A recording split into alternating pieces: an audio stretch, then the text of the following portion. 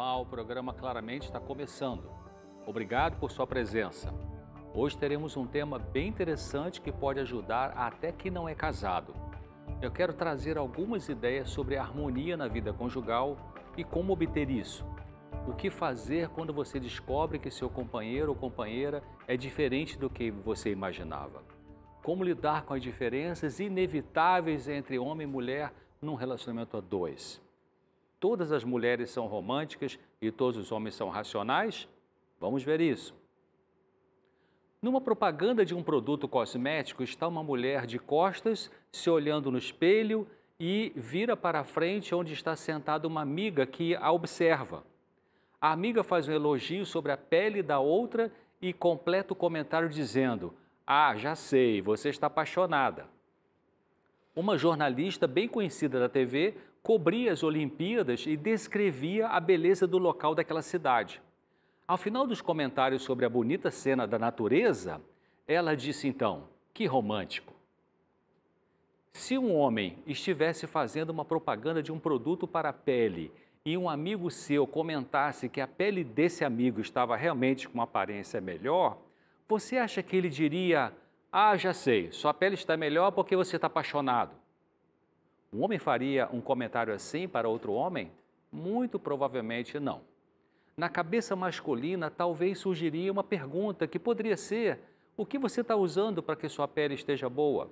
Mas seria muito improvável que ele dissesse: "Ah, já sei, você está apaixonado." Se um jornalista homem estivesse cobrindo uma Olimpíada e fazendo comentários sobre a bela paisagem daquela localidade onde estava acontecendo as Olimpíadas, será que ele diria: "Que local romântico"? Provavelmente não. Talvez ele terminaria a fala dizendo: "Muito belo local, né? Bonito, não é mesmo?" Talvez algumas mulheres possam ter um sentimento de desprezo ou de depreciação quanto aos homens, porque nós homens não teríamos esse tipo de observação e comentário, seja falando da pele ligado a uma possível paixão, ou seja falando da cena da natureza ligado ao romance. Os homens não são inferiores porque têm uma forma diferente das mulheres de expressar suas emoções. E as mulheres não são superiores porque conseguem com mais facilidade falar de sentimentos, de paixão, de romance. A diferença entre homem e mulher é algo do Criador, do Deus da Bíblia, que os fez assim, diferentes. Tem momentos em que sentir amor romântico é cabível, é necessário, é legal. Mas tem momentos em que ser racional, o que não é necessariamente ser uma pessoa fria, é o que precisa acontecer naquela situação da vida. Homem e mulher são diferentes em vários aspectos: anatomicamente, geneticamente, psicologicamente, fisiologicamente em certos aspectos. São diferentes na maneira como vivem as emoções, no jeito como se ligam às pessoas. Não é uma questão de um ser melhor que o outro, é ser diferente. Parece que o homem deseja a mulher e a mulher deseja o desejo do homem. Eu vou repetir e você pode ler aí na sua tela. Parece que o homem deseja a mulher e a mulher deseja o desejo do homem. Para ela, isto pode ser tudo o que ela quer. Para ele, pode parecer demais. E agora? Como então ter compatibilidade no casamento com essas diferenças? Como ter uma boa união na vida matrimonial entre o esposo e a esposa, sendo que um pode ter vindo de uma família com uma dinâmica afetiva totalmente diferente da do outro? Ou seja, o marido pode ter vindo de uma família de origem, por exemplo, na qual havia muita comunicação. Até hoje sempre comemoram festas, aniversários juntos. Sempre se fala ao telefone, muita comunicação, muita comunicação. Daí, esse marido se casa com uma esposa que veio de uma família de origem na qual poucos se falam. Raramente se encontram para comemorar qualquer coisa. Dificilmente um telefona para o outro para saber como está. Sem comunicação, sem comunicação. E agora? Aquele que veio de uma família com muita comunicação vai querer continuar esta comunicação dentro da vida conjugal. Vai desejar ter amigos em casa com frequência, receber visita de parentes, vai querer conversar muito com seu companheiro ou com a sua companheira. E o que vem de uma família com pouca comunicação vai preferir ficar sozinho com seu cônjuge, não vai querer muita gente em casa. E agora? Como harmonizar as diferenças do casal para a vida matrimonial se tornar agradável? Ricardo veio de uma família grande em que todos, pais, os seus irmãos, os tios, os primos, sempre faziam alguma coisa juntos em fim de semana. Comiam fora, faziam com frequência um almoço tipo junta-panelas. Estavam sempre presentes em aniversários, no Natal, na virada do ano. Portanto, ele foi criado num ambiente em que para ele a presença de muita gente em casa era motivo de alegria e de satisfação. A vida para Ricardo era assim, com muita gente por em volta. Isso era o normal para ele. Ele se casou com Regina, e eu estou usando nomes fictícios. E casou com Regina, que, pelo contrário, ela veio de uma família pequena, sendo a família nuclear somente os pais dela e um irmão mais novo. Era uma família tranquila.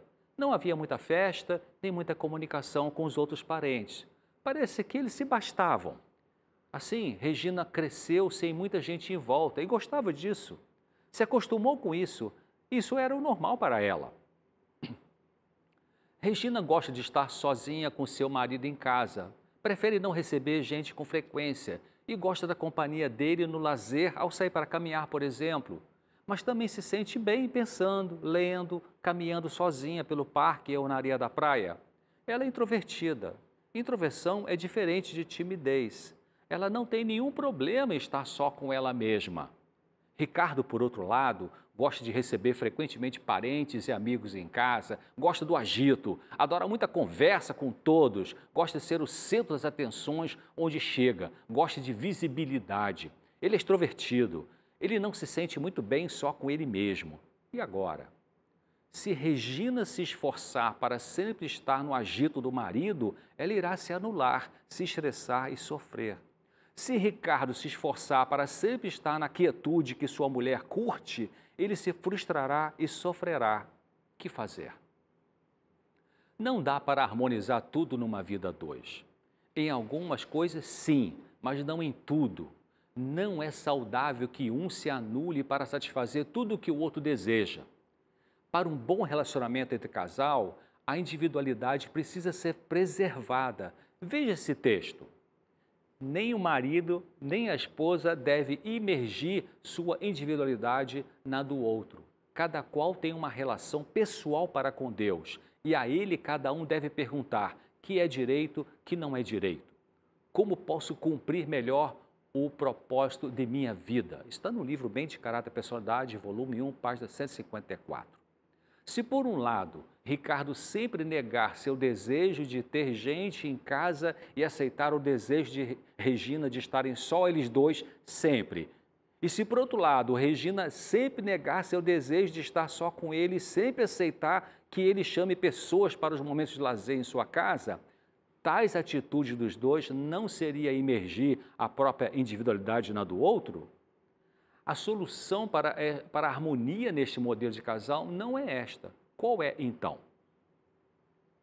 O jeito é conversar e tentar chegar num meio termo em que, em alguns momentos, Regina aceitará pessoas em casa para momentos de lazer e, em outros momentos, Ricardo aceitará ficar com ela em fins de semana sem mais ninguém. Não tem como harmonizar essas diferenças sem cada um abrir mão em alguns momentos de suas preferências e agradar o outro. Negociar nos relacionamentos, especialmente no casamento, é fundamental. Entretanto, é muito importante que cada um acabe com a tendência de ser melindroso e pare com o papel de ele não me dá a atenção que eu queria ou ela não faz tudo o que eu quero. É também importante aceitar que a harmonia conjugal não depende de um ter que se anular para se enquadrar no perfil do outro. O cônjuge carente precisa parar com a ideia de se eu faço tudo o que você quer, por que você não se torna o que eu quero? Primeiro, se você vive fazendo o que o outro quer, isto é amor ou é autoanulação? É amor ou é manipulação? É para demonstrar amor ou para receber amor? Então, precisamos entender que casamento é uma união de duas pessoas diferentes. Diferentes em várias coisas. Às vezes em gostos, às vezes em preferências, às vezes diferentes em desejos. Um pode ser extrovertido e querer muita visibilidade e muita gente em volta, como é o caso do Ricardo que eu estou citando aqui. Outro pode ser introvertido e preferir pouca gente perto, que é a situação da Regina. Um pode querer sexo 3 vezes por semana e o outro quer uma vez a cada 15 dias, está bom assim. Um gosta de falar baixo e se casa com alguém estridente que fala alto. Um marido pode ser frio e calculista e se casa com uma mulher emocional demais. Ou uma mulher mandona se casa com um marido, um homem passivo. O que fazer com essas diferenças? Certa vez, atendi um casal em que o marido tinha, olha só a situação, ele tinha ejaculação precoce e a sua esposa tinha um retardo no processo do orgasmo. Já imaginou que desacerto na vida sexual desse casal? Que complicação, não é mesmo? Eu vou repetir, então.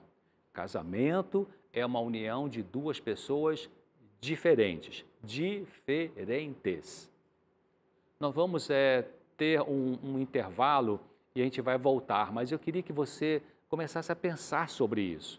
Pensar de que, primeiro, é preciso preservar essa individualidade. Vou voltar a falar sobre isso no segundo bloco, mas é importante você já ir pensando nisso, preservar a sua individualidade. Segundo, você entender que essa diferença entre você e seu marido, entre você e sua esposa, é normal. A diferença é de gênero. Deus criou assim, homem e mulher diferentes. O desafio, então, é como buscar uma harmonia dessas diferenças. E essa harmonia, como eu estou falando, você vai abrir mão em certas coisas e o outro vai abrir mão também. Então, quando um faz isso em nome do amor, está vencendo o egoísmo, está vencendo também ficar na zona de conforto, de querer só o que eu quero, né? Então você começa a ceder, você participa da vida do outro.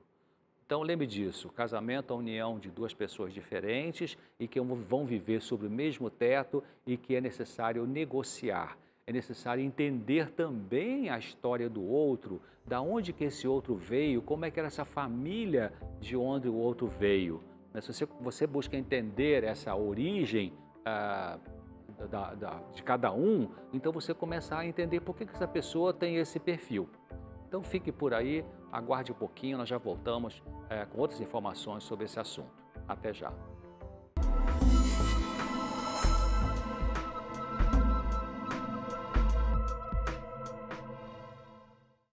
Olá, esse é o programa Claramente, aqui na TV Novo Tempo. Começamos agora o segundo bloco e hoje eu estou abordando o tema harmonia no casamento. Você pode assistir o primeiro bloco de hoje nos sites que estão aí na sua tela. É o novotempo.com/claramente, youtube.com/claramenteNT e facebook.com/claramenteNT. Observe que nos endereços do programa no YouTube e no Facebook, a palavra claramente tem as letras NT ao final, que são Novo Tempo. Eu queria relembrar você da revista, ou falar, se você ainda não sabe, que é um brinde que nós damos a você, aqui pelo programa Claramente, a revista Fique Leve. Você pode receber gratuitamente aí na sua casa essa revista que tem artigos muito interessantes sobre saúde emocional, física, espiritual, bastando você pedir no endereço que aparece aí na sua tela. Eu estou citando um exemplo de um casal casado, Ricardo e Regina, que são nomes fictícios, que têm várias diferenças no jeito pessoal de ser. No primeiro bloco, eu comentei que, diante de características distintas de um e de outro, se faz necessário tentar harmonizar as diferenças, já que em qualquer relacionamento não é possível e nem saudável igualar tudo. Isso porque, numa relação conjugal saudável, assim como em outros relacionamentos interpessoais também, é importante preservar a individualidade. Eu expliquei que faz parte do plano de Deus para os relacionamentos humanos a preservação da individualidade. Veja esse texto que diz assim: o Senhor não deseja que nossa individualidade seja destruída. Não é seu desígnio que quaisquer duas pessoas sejam exatamente iguais nos gostos e disposições. Todos têm características que lhes são particulares e estas não se devem destruir, mas educar, moldar, aperfeiçoar segundo a semelhança de Cristo. Isso está no livro fantástico, Mente, Caráter e Personalidade, que você pode ver aí na tela. Então, Ricardo e Regina só poderão se dar bem como casal ao pensarem nisto, ao admitir essa verdade de que homem e mulher são diferentes sob o ponto de vista psicológico, ou seja, funcionam diferente nos relacionamentos e a individualidade de cada um deve ser preservada. Isso é o normal, é assim que Deus nos criou. Até geneticamente, homem e mulher são diferentes. Homem é XY e mulher é XX. E as diferenças entre o homem e a mulher não se limitam somente ao fato de um ser macho e outro ser fêmea, mas depende da sensibilidade, da história da infância, da vulnerabilidade, do tipo de vínculo que cada um faz com outros, dos traumas já vividos, do quanto a pessoa está na realidade ou na fantasia quanto ao conceito de amor, entre outros fatores. As relações humanas exigem algum exercício de reflexão para funcionar bem. Seria ótimo se tudo corresse bem de forma automática, não é mesmo? Mas não é assim que funciona na realidade. Seja no trabalho, na vida social, na família, cada um precisa pensar, refletir sobre o papel pessoal no contato com o outro. A paixão não é algo mágico que tem poder para produzir a harmonia automaticamente, sem esforço, sem abrir mão de algumas coisas, sem diálogo. É verdade, pensar nessas coisas pode ser cansativo, mas também é possível cansar menos quando aprendemos a funcionar melhor e incorporamos novos e melhores comportamentos com o aprendizado, de maneira que ele vai se tornando mais natural, melhor e mais sereno. No casamento, por exemplo, existem desafios difíceis para ele funcionar bem.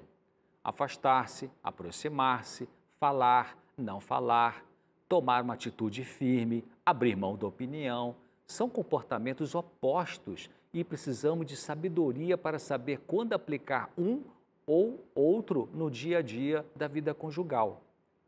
Parece que é um aprendizado que não acaba nunca, não é mesmo? Parece que não há uma formatura ou uma graduação nisso, ou seja, parece que não chegamos nunca a um dia em que finalmente podemos dizer: ah, agora eu já sei tudo sobre como me relacionar com meu marido ou com a minha esposa. Parece que sempre sabemos só em parte. Interessante, uma atriz certa vez comentou que, na opinião dela, a vida deveria ser duas. Uma para ensaiar e outra para você viver. Parece engraçado, não é? Mas como é uma só antes da morte, o jeito é ir aprendendo, melhorando, vivendo, fazendo todo o possível para praticar o que já sabemos que é melhor, o que entendemos que precisa ser feito em nosso comportamento. A gente muda quando a gente muda. Insanidade e imaturidade emocional é você repetir sempre os mesmos comportamentos ruins e querer resultados diferentes. Eu vou repetir: insanidade e imaturidade emocional é você repetir sempre os mesmos comportamentos ruins e querer resultados diferentes. Se o marido, se uma esposa sempre age repetindo algum comportamento desagradável, seja por maldade ou seja por um hábito e costume, e não reflete sobre isso, não se interessa em melhorar, erra, pede desculpas, erra, pede desculpas, erra, pede desculpas e não acaba com o erro, como ter um bom relacionamento afetivo com o parceiro ou a parceira, não é mesmo? Um dia eu li uma frase muito interessante num quadro que dizia assim: primeiro de tudo, olhe-se a si mesmo. Depois, olhe-se de novo. Você quer melhorar com pessoa? Quer sair de sofrimentos conjugais? Quer ter melhores relacionamentos com as pessoas e com você mesmo? Então, siga esse conselho. Primeiro de tudo, olhe-se a si mesmo. Depois, olhe-se de novo.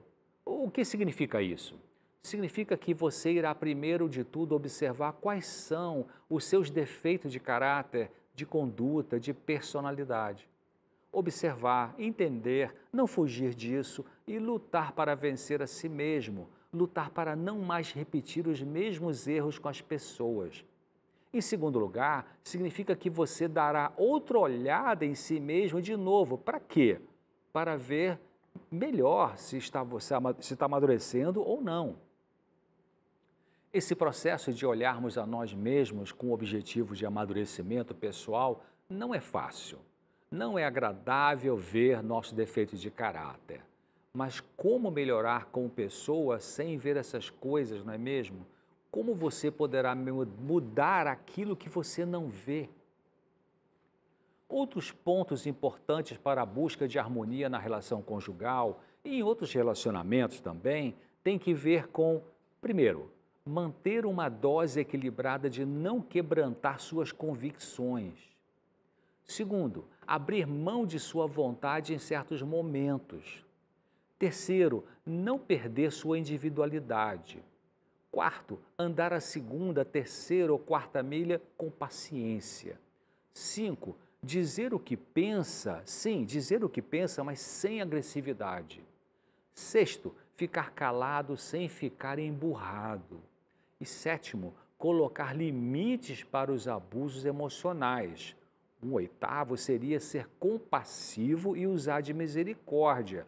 E em nono lugar, falar com amor, mas com firmeza, para quebrar a falta de desconfiômetro do parceiro. Isso pode cansar? Pode, é verdade. E cansa mais quanto mais o outro, ou você, tem a mente fechada, não quer dialogar, não quer mudar, não abre mão do romance idealizado, fica obcecado por afeto e aprovação, quer sexo porque quer, sem se importar se magoa a companheira. Mas, por outro lado, o relacionamento pode se tornar agradável quando cada um pensar, analisar seu próprio comportamento, estar disposto a fazer concessões quando isto couber, sair da defesa rígida, tipo, eu sou assim, você me conheceu assim e eu não vou mudar. E também conversar sobre esses assuntos. Sem isso, o que ocorre é estresse. Com isso, pode ter harmonia, mesmo com tantas diferenças psicológicas entre o homem e a mulher. Eu atendi uma jovem mulher casada que se queixava de frustrações no casamento e tinha ansiedade alta. Ativa, alegre, bonita, ela queria melhorar seu casamento. Mulheres procuram com mais frequência ajuda para problemas de casamento do que nós homens. Nós homens resistimos mais à ajuda, parecendo ter mais dificuldades para perceber problemas no matrimônio. Ou percebem os homens, mas adiam buscar soluções, talvez achando que o tempo resolve, ou que mais sexo resolve, ou quem sabe mais compras no shopping ou viagens resolve. Não resolve. Resolve-se quando cada um espontaneamente busca soluções construtivas e quando se interessa por essa busca por decisão pessoal, devido à percepção da necessidade de melhorar.